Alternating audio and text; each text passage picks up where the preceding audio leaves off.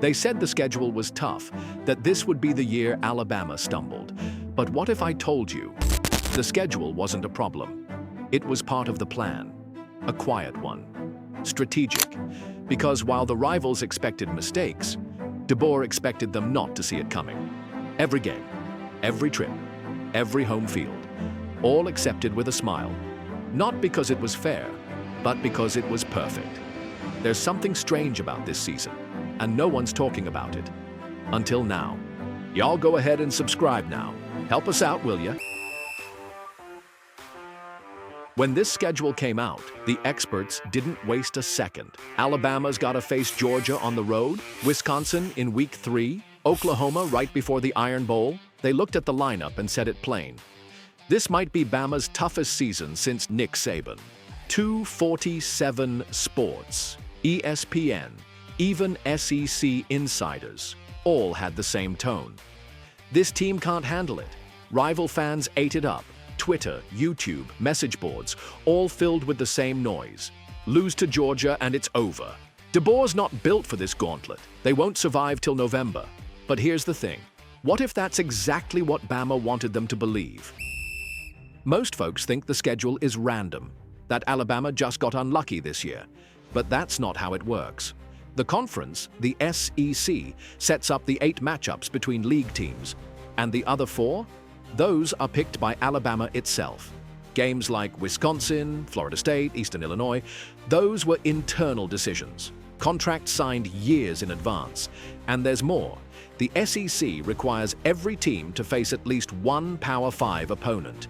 No dodging the big boys, but if you stop and look a little closer, you'll start to notice something strange. On the surface, it looks tough, but there's a pattern, a rhythm. Every game seems placed in a way that helps Alabama, even when it looks like a disadvantage. Coincidence? Or a quiet plan no one's noticed? Until now. Now that you know how this schedule came together, let's look at it a little differently. Not as a list of random matchups, but as a plan, a trap, and every game is a phase in this silent mission. Phase 1, Florida State, on the road, season opener in Tallahassee, August 30th. One of the toughest tests right out the gate, but also the perfect opportunity to send a message. If Alabama wins here, the national narrative flips immediately. If they lose, no panic. There's margin for recovery. Either way, the pressure shifts to everybody else. Phase 2, Wisconsin at home. Week 2, a physical, old-school Big Ten opponent. A win here boosts Bama's strength of schedule, and that matters in the college football playoff rankings. And let's be clear, it's in Bryant-Denny. That means home crowd, home energy, psychological advantage. Alabama's got it. Phase 3, Georgia on the road. The most feared matchup of the season. But it comes early.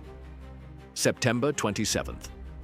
Which means, win or lose, there's time to recover in the rankings. But if Alabama wins, the rest of the SEC better pray.